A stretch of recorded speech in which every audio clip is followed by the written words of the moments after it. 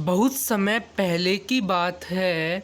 भारत में विक्रमादित्य नाम का एक राजा था। वे अपनी दयालुता और बुद्धिमानी के लिए जाने जाते थे। उनकी बहादुरी की खूब चर्चा होती थी। एक दिन राजा विक्रमादित्य के दरबार में एक तांत्रिक आया।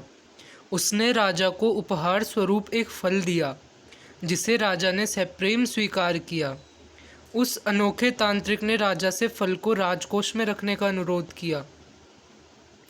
अगले दिन तांत्रिक फिर आया और राजा को एक और फल देकर राजकोष में रखने का अनुरोध किया। सालों तक यही क्रम चला। एक दिन कोषाध्यक्ष ने जाकर राजा को एक अजीबोगरीब घटना बताई। राजा दौड़ता हुआ राजकोष पहुंचा। तांत्रिक के दिए गए सारे फल कीमती रत्नों में बदल चुके थे। किसी को भी इतने बहुमूल्य रत्नों को देखकर अपनी आंखों पर विश्वास नहीं हो रहा था। राजा और उसके मंत्री खुशी से फूले नहीं समा रहे थे। अगले दिन तांत्रिक फिर आया।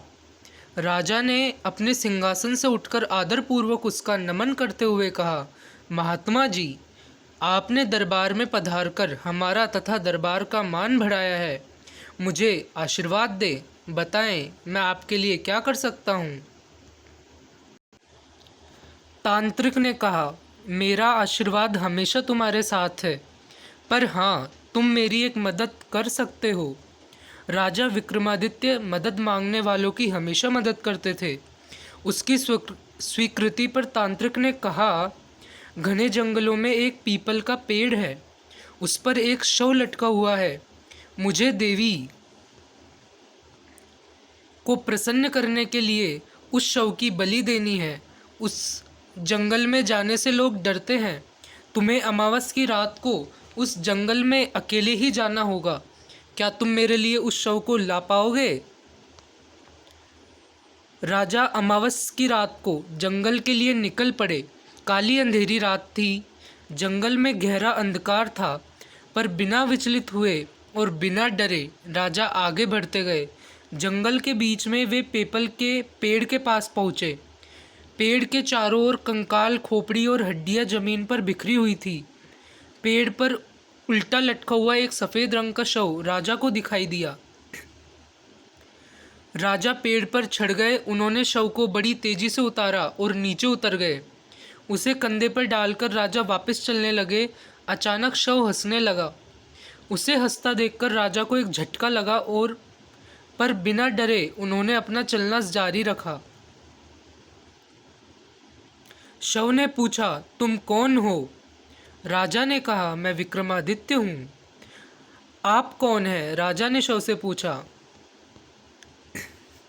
शव ने कहा, मैं बेताल हूँ। तुम मुझे कहाँ ले जा रहे हो? राजा ने बोला। राजा ने बेताल को तांत्रिक की पूरी कहानी बता दी। कहानी सुनकर बेताल बोला, मेरा और तांत्रिक का जन्म एक ही समय पर हुआ था। अगर तांत्रिक मुझे प्राप्त कर लेगा तो मुझे मारकर वह अपनी शक्ति बढ़ा लेगा और बाद में वह तुम्हें भी मार देगा। वह बहुत बड़ा धोखेबाज है। राजा सोच में पड़ गया। फिर बोला, मैंने तांत्रिक को आपको लाने का वादा किया है। चाहे मेरी जान भी चली जाए, पर वादा निभाने के लिए मुझे आपको ले ही जाना पड़ेगा। बेताल राजा से प्रभावित हो गया और उसने राजा की मदद करने का निर्णय किया। वह राजा से बोला, ठीक है, मैं तुम्हें कहानी सुनाकर अंत में प्रश्न पूछूंगा। अगर तुम्हारा उत्तर गलत हुआ तो मैं तुम्हारे साथ चलूंगा, और अगर सही हुआ तो मैं वापस पेड़ पर चढ़ जाऊंगा। अगर तुम चुप रहे तो तुम्हारा सिर फट जाएगा। क्या तुम्हें मंजूर है?